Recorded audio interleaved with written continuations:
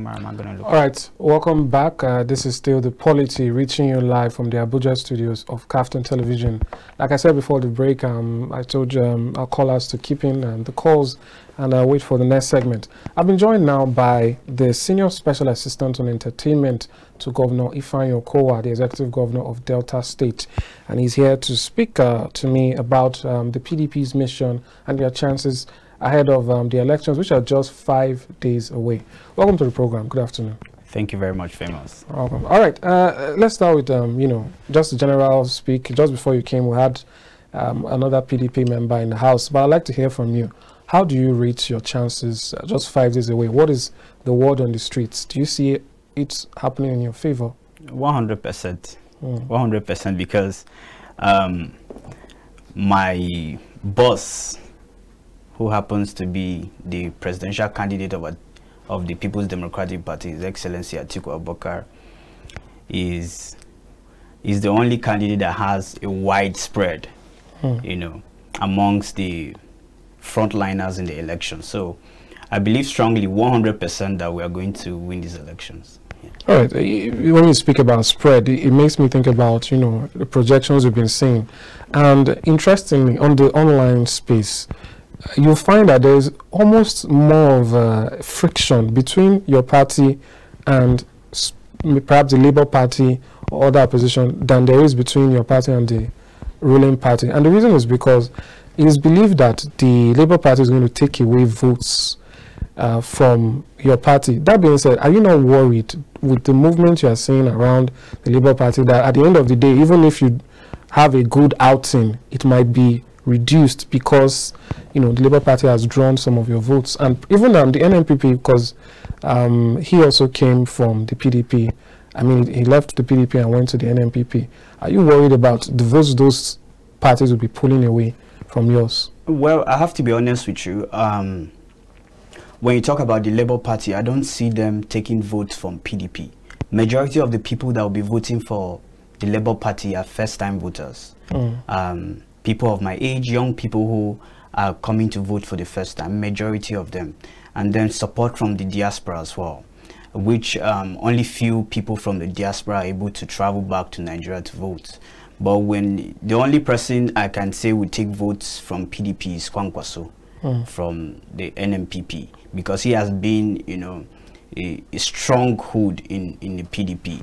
But when you talk about the Labour Party candidate, I don't see him taking vote because he, regardless of him being a running mate to His Excellency Atiku Abubakar in 2019, he didn't have much, followership when he was brought in as the running mate, because he has always been a member of the ABGA. He has never been a strong or a core member of the PDP. But yes, for Kwankwaso, I can agree, but for Peter Obi, I don't think so. All right, before we go into more political issues, let's talk about some of the things to expect from your candidate. A lot of the times we see discussions about things that perhaps don't matter as much, insults here and there and so on. But to the core of it, what are the expectations? Take, for instance, in 5 days to come, if Nigerians decide to vote massively for your candidate, what is the expectation come May? What are the things we should be seeing? Number one thing I can assure my fellow youth, fellow Nigerians, fellow compatriots is His Excellency Atiku Abubakar will solve the problem of education. That's one thing I believe, because I'm a product of Atiku Abubakar. I'm a student of American University of Nigeria, a school that was founded by His Excellency Atiku Abubakar. And believe me, the American University of Nigeria happens to be the best university in Nigeria. You can go check it out and see the activities in the school. So if the style of the American University of Nigeria, which is owned by Atiku, is implemented, in the major cities, at least in every state, I think it will go a long way. And His Excellency is somebody who has so much love for education. So I believe that he will fix the problem of education. And the second thing I so much believe he will do is to unite Nigeria. He's his persona, his personality alone will unite the country, because he's very calm. He's a peaceful person. You can see, regardless of the problems, you know, that have been going on in the party, that is going on in the country, His Excellency has been quiet. You know, he only speaks on national issues and on issues that really matter, issues that affect, you know, Nigerians. Because this election is our life, and it's not something that should be taken for granted. So I don't think for once His Excellency has taken Nigerians for granted. You know, the unity and peace of Nigeria is paramount, and I believe he will be able to unite Nigeria. And thirdly, electricity. Atiku Abubakar understands the problem of electricity, and that is why I keep pleading with my friends to give Atiku an opportunity to give Nigeria 24/7 electricity. I believe that 100% that he's going to do that. And then, you know, reforms, government reform, the restructuring he's been talking about, this is something that he's been talking about since 1993. So I believe he'll be able to fix Nigeria. All right. Speaking about unity, you know, people might wonder, after, you know, 8 years of a northern president, your candidate deciding to run, wouldn't you say there's an issue with that, you know, that he still puts himself forward? Okay, now, is a very good question, and I will tell you something. Nigeria at this moment needs a nationalist to be president. Nigeria does not need a regional leader. Nigeria needs a Nigerian president. And to me, that's who Atiku Abubakar represents. Atiku Abubakar is a Democrat to the core. He's patriotic to this country. You know, the reason why I am passionate about him, maybe because I've been opportune to be close to him. And one thing I always urge majority of my fellow youth is get close to your candidate, to get to know, pay attention to what they've been saying on air and offline, to really know, you know, what they are capable of. So for me, Atiku Abubakar. All right. So now let's talk a little bit about his choice of vice presidential candidate. You know, your direct principal. I'm talking about Governor Ifeanyi Okowa. Now, a lot of people, there's a lot of conversation that perhaps one of the things that exacerbated the G5 issue is because Atiku Abubakar passed over the person who came second in the primaries, Governor Nyesom Wike, and decided to go with the Delta State governor. I'd like to get your thoughts about what do you think informed this decision, and now that the decision has been made, what especially is the Delta State governor bringing to the tickets, you know, that perhaps can even make up for the fact that Governor Wike was passed along? First of all, I'd like to say that it is the decision of the candidate to choose his running mate. The political party cannot force a running mate on the candidate. The candidate chooses who he's comfortable with. Obasanjo, former President Obasanjo, chose Atiku Abubakar because he was comfortable with Atiku Abubakar being his vice president. When they passed the mantle to, may his soul rest in peace, our former president, late Umaru Yar'Adua, when they passed the mantle to him as the candidate of PDP, he chose His Excellency Architect Namadi Sambo to be his vice. Nobody forced Namadi Sambo on him. Nobody forced, Jonathan, former President Jonathan, to be vice president to former late President Umaru Yar'Adua. Nobody forced these people. And now is Atiku Abubakar. The mantle of PDP presidential candidacy has been passed to Atiku Abubakar. It is his choice to choose whoever he is comfortable with. And secondly, Okowa is a first-class medical doctor. This is somebody who has been a secretary of a local government, Ika North, in Delta State. He has been a chairman of that local government. He has been a commissioner. He has been the secretary of the state.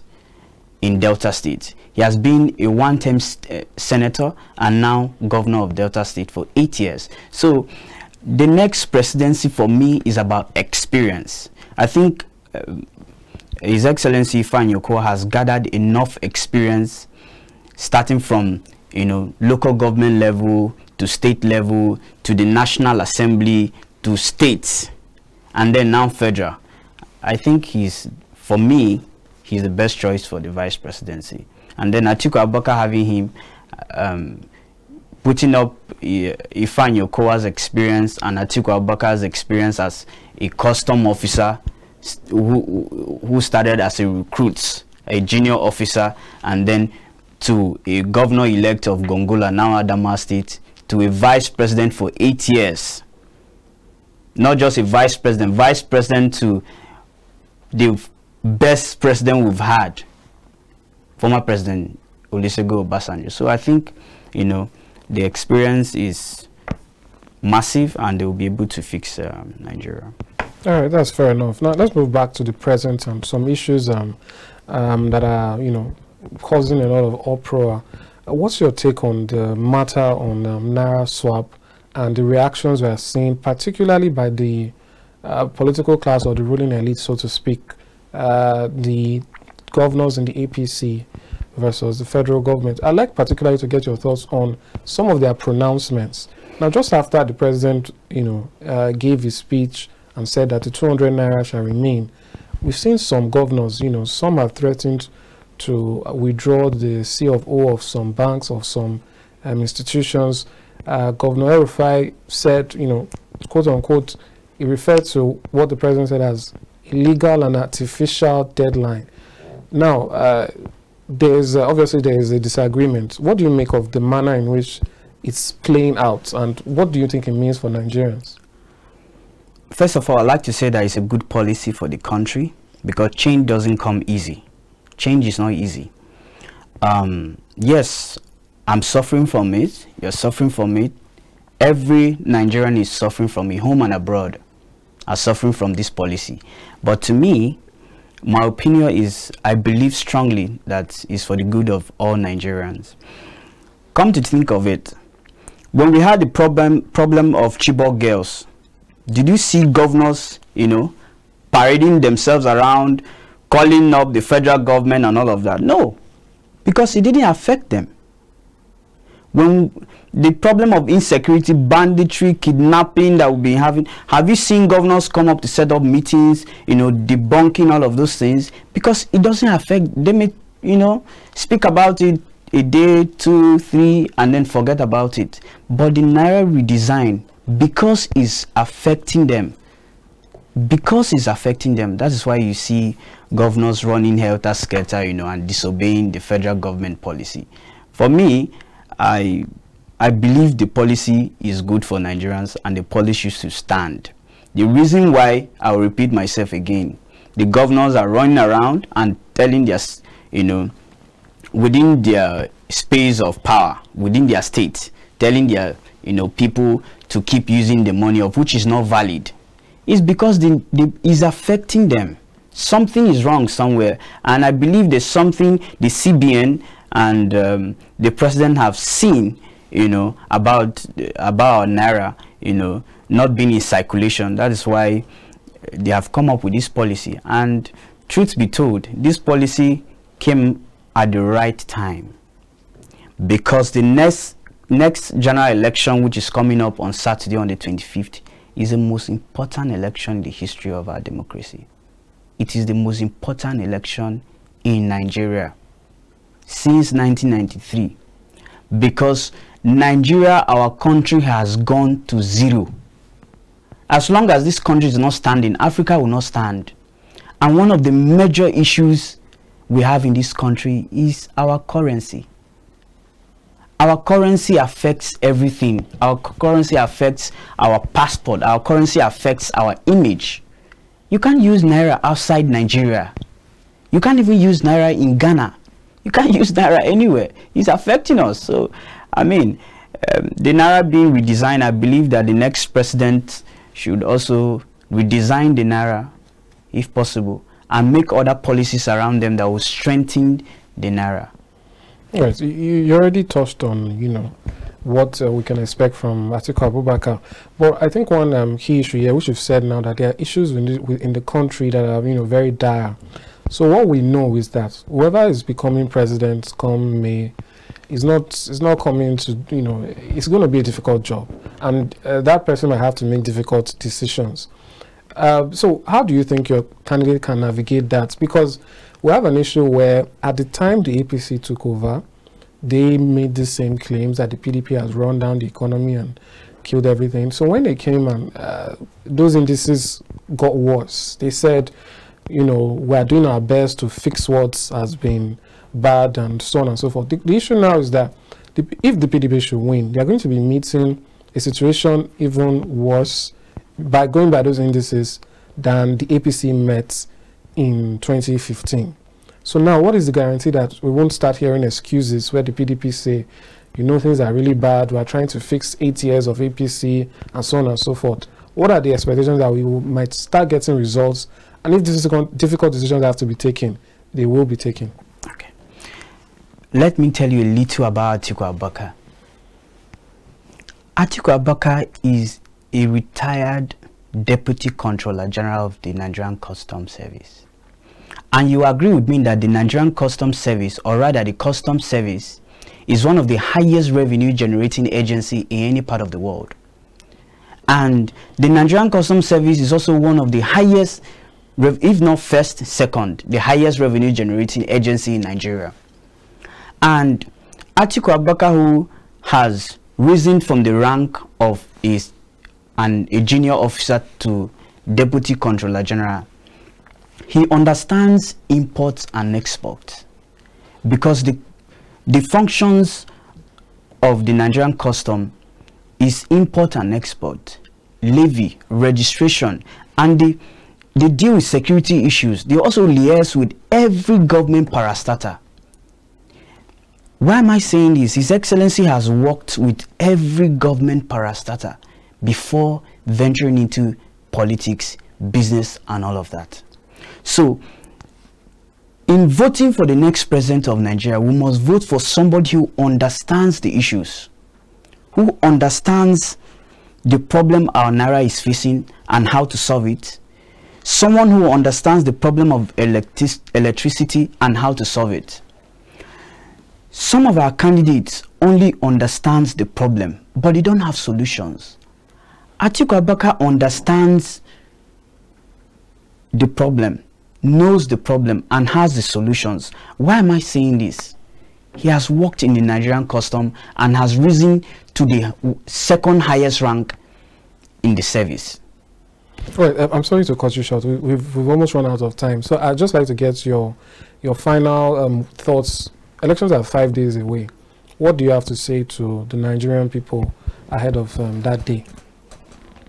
I would like to plead with my fellow youth, most especially, because I'm saying this because I feel like we're about to make the wrong decision as young people, because maybe we are not sitting down to probably make research. We're not sitting down to really pay attention to this candidate to know who is best for us.